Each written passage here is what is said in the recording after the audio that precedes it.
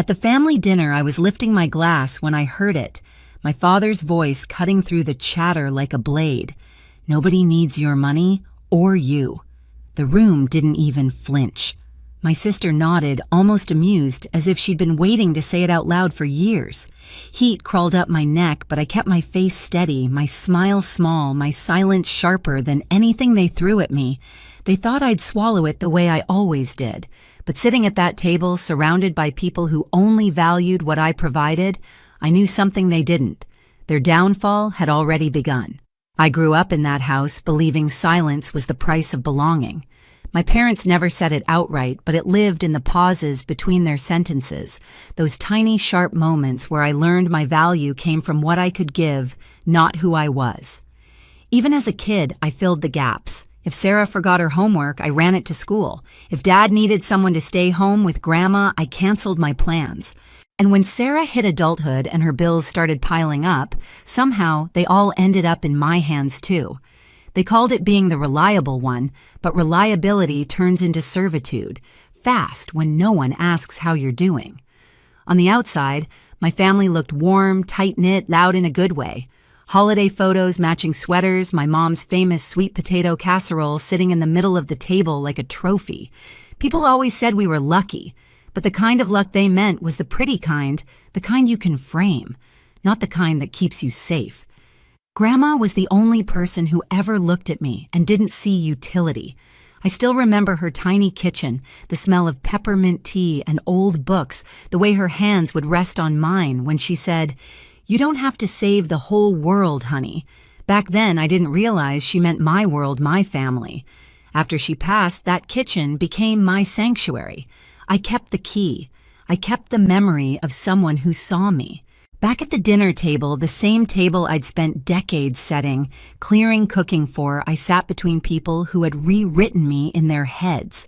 Not Maya, the project manager, not Maya who paid her own rent and built her own life, but Maya, the one who fixes things, the one who always shows up, the one who covers the bill, the one who doesn't complain. Dad didn't even look up when he said the words. Mom just kept slicing the ham. Sarah smirked into her wine, and somehow in that moment, everything clicked into place like a door finally shutting. That house wasn't mine, never had been. Maybe that's why their words didn't crush me the way they expected. It hurt God, it hurt, but it didn't break me. It clarified things. It made the air sharp. It made the path forward clean.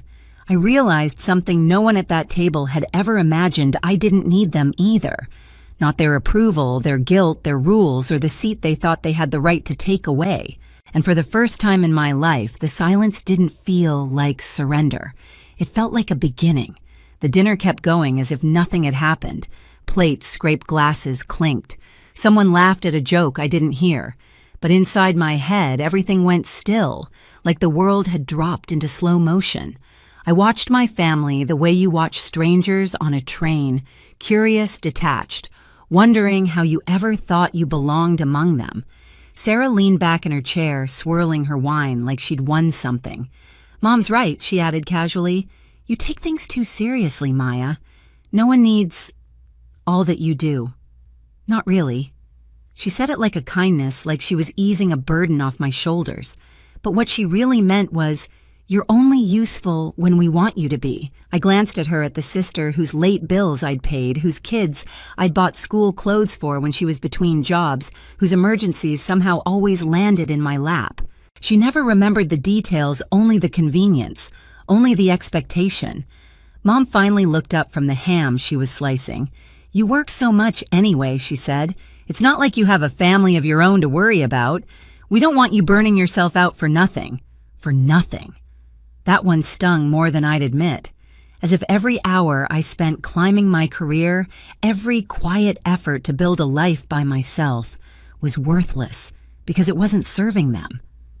Dad didn't even glance my way when he muttered, "Let's not make this dramatic. It's just the truth. You take things personally."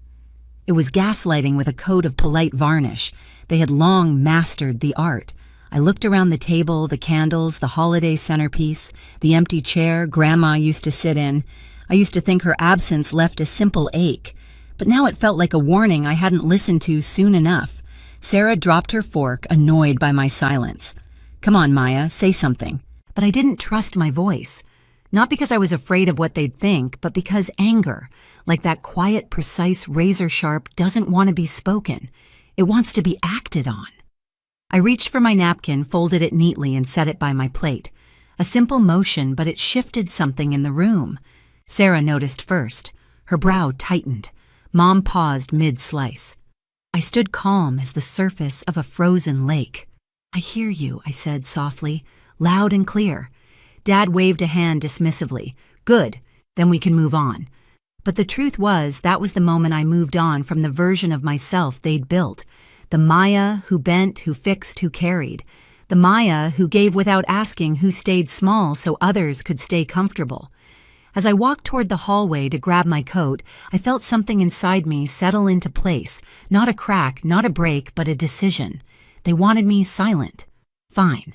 Silence was exactly what they would get. And they had no idea what silence from me actually meant. I didn't slam the door when I left. I didn't storm out or raise my voice. I simply stepped into the cold night, letting the air bite at my cheeks, as if it could keep me from sinking too deep into the hurt. The porch light flickered behind me, and for a second I saw my reflection in the window. Tired eyes, tense, shoulders, the familiar posture of someone who'd carried too much for too long. The walk to my car felt longer than usual. Each step peeled back another layer of memory every time I'd shown up with groceries when Sarah forgot payday. Every emergency bill Mom guilted me into covering. Every moment Dad praised my reliability only to punish me with it later. By the time I reached the driver's seat, a quiet tremor ran through my hands. Not from fear, from recognition, from clarity. At home, the silence hit harder than their words. I turned on the hallway lamp, soft, warm light spilling across my small, tidy living room. The space had always felt like a pause between battles. That night, it felt like neutral territory, finally reclaimed. I sat at my dining table, pulled my laptop closer, and opened a folder I'd never dared start before. Family payments. The name looked foreign, almost clinical. But the truth inside it wasn't new bank statements, transfers, receipts I'd buried under rationalizations like, they needed help, or it's just this once. I went through them slowly, like someone sorting through the wreckage of a house after a storm. Patterns jumped out. Repeated withdrawals, emergency charges, late-night transfers. The timeline formed itself sharp and undeniable. For years, I thought speaking up would make me cruel, but silence had made me disposable. The decision arrived gently the way dawn touches a dark room. No drama, no breakdown, just a shift. I sent an email to a lawyer whose name Jen had mentioned months earlier. She once told me, if you ever get tired of being their safety net, call him. Back then, I laughed it off. Now it felt like the most natural thing in the world. I attached everything, every receipt, every transfer, every message. My cursor hovered over the send button. I breathed once steady, click. The file left my inbox quiet and final. They wanted a silent Maya. They were getting one. Just not the version they expected. The reply from the lawyer came faster than I expected. "I've reviewed what you sent," he wrote. "This isn't just family help. It's a pattern of financial exploitation. If you're ready, we can move forward. Ready." I stared at that word. Then I saw Dad's bored face in my mind, heard Mom say, "No one needed me." Saw Sarah smirking into her wine. I typed back one sentence. "I'm ready." The days that followed were different. I wasn't patching holes in someone else's boat. I was building a case. I met the lawyer in a small office downtown. He listened while I laid everything out from the first borrowed payment to the night they told me I wasn't needed. He asked questions, dates, amounts, exact phrases from their texts. "You understand," he said once we file this stops being private. It becomes a legal matter. They stopped being just family when they treated me like a walking account," I said. "We documented everything. Late-night transfers Sarah begged for. Emergencies Mom called about. Times Dad wrapped my help in words like duty. On paper, it was a straight line of withdrawals and guilt. When the fraud report was submitted, there was no thunderclap, just a confirmation email and a message from my lawyer. They'll open an investigation." Meanwhile, my family noticed the shift. Sarah texted first. "You're acting weird. Is this about dinner? Mom didn't mean it." I didn't answer. Then Mom called. Then Dad. Voicemails stacked up. "We're worried about you. Don't take things so personally. Family talks, you know that." In one message, I heard Sarah in the background complaining that her card kept getting declined. I let it play to the end, then deleted it. 2 weeks later, my lawyer called. "They've opened an investigation," he said. "There's enough to move forward. They'll speak with you again and with them." "Them," I repeated. "You've been carrying this alone for years," he said. "It's theirs to carry now." The day it happened, the sky was a flat winter gray. My lawyer said I didn't have to be there when the investigators showed up, but I wanted to see the moment they realized I wasn't theirs to use anymore. From the street, my parents' house looked the same wreath, same crack in the step. Through the dining room window, I saw the table set my family in their usual places. I parked, walked up, knocked once, and let myself in. Mom looked up, startled. "Maya, you didn't say you were coming." I took off my coat, taking in the scene. Dad at the head of the table, Mom at his right. Sarah, across from my old chair. Seth leaned back, relaxed. "Thought you didn't need me," I said. Mom's eyes narrowed. "Don't start." Sarah rolled her eyes. "You're seriously still on that?" I walked to my seat, but didn't sit. I set my bag there instead. Dad cleared his throat. "Look, he said about what was said last time. Let's not blow it up." "We were just talking." Mom bristled. "I was just being honest. That's one word for it," I said. Seth snorted. "We said we don't need your money. Take the hint." I looked from him to Sarah. "Funny," I said, quietly. "Some people are very interested in where my money went." Sarah's laugh cut off.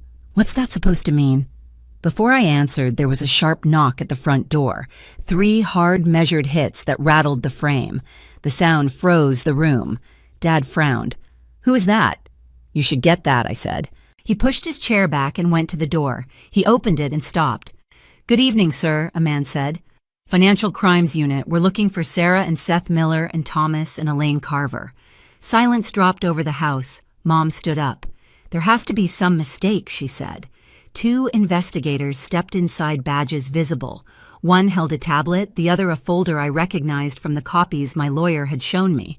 "There's no mistake," the woman said. "We're here regarding an investigation into alleged financial fraud and exploitation.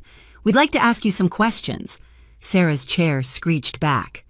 "Maya," she hissed, "what did you do?" For the first time in a long time, I didn't shrink. I stayed silent, I said. "Then I started doing things you never expected." Seth stepped forward, face red. "You called the cops on your own family over a few transfers." The male investigator looked at him. "We're talking about years of unauthorized withdrawals and coerced payments. That's not a few transfers." "Please sit down, sir." Dad tried to pull himself together. "This is a misunderstanding. Any money moved around was family business." "Family business doesn't override the law," the woman replied. "You'll each have the chance to explain. For now, we need you to remain while we ask some questions." Mom turned to me, eyes wet. "Maya, tell them this isn't what it looks like." I met her gaze. "You told me nobody needed my money or me," I said quietly. "So I stopped giving you both." Her mouth open-closed. "We were upset. We didn't mean—" "You meant it enough to say it." I cut in. The words didn't come out as a shout. They came out level, held up by every drained account. Sarah lurched forward. "You're going to let them ruin our lives." "I didn't ruin anything," I said. "I just stopped hiding what you did." The investigators began. Dates, amounts, authorizations. Sarah stumbled, looking at Mom, at Dad. Seth scoffed once, then fell silent when specific totals were read. Every favor shrank under the weight of the numbers. I didn't stay for the whole thing. I had no interest in watching them scramble. As I picked up my bag, Dad snapped, "If you walk out that door, don't bother coming back." For years, that sentence had been a loaded gun pointed at my chest. This time, it just sounded tired. I looked at him. At the man who'd taught me family was everything as long as I kept paying for it. "I left a long time ago," I said. "You're just noticing now." Then I stepped outside, closing the door softly behind me, leaving the investigators and my family on the other side with the only thing that had ever really belonged to them: the consequences. I drove away without looking back, but the fallout found its way to me anyway. 3 days later, Sarah's number flashed across my screen over and over until it finally stopped. Then came a text from an unknown number, Seth. They froze my accounts. I might get suspended. Fix this. I didn't reply. A week after that, Mom sent a long email layered with guilt and half apologies. We didn't understand how serious this was, she wrote. Your father is devastated. Please talk to us. The same man who told me nobody needed me was now begging for a conversation. Funny how quickly roles reverse when the money stops. Dad never reached out directly, but Jen did. 2 sentences. They're panicking. You did the right thing. Kelly sent a longer message thanking me for exposing what she'd seen, signs of for years. You were brave enough for all of us, she wrote. And somewhere between their unraveling and my quiet days alone, something shifted. I found a small apartment 2 states away, close to work, close to peace. No tense dinners, no sudden emergencies, no guilt disguised as love. For the first time in my life, the silence around me didn't feel like absence. It felt like freedom. Some nights I sit by my window with the lamp on low, watching the city move without me. I think about that dinner the words meant to break me, and how they ended up setting me free instead. I used to believe family loyalty meant endurance, absorbing every blow, filling every gap, paying every debt. But love without respect isn't loyalty, it's captivity. Walking away wasn't punishment, it was clarity. And is the same silence they once mocked became the boundary that saved me. If any part of my story feels familiar, if you've ever been used, dismissed, or told you were too sensitive, you aren't alone. You deserve reciprocity, not extraction. You deserve to be seen, not spent. Share your experience in the comments. I read all of them. And if you want more stories like this, hit subscribe so you won't miss what comes next.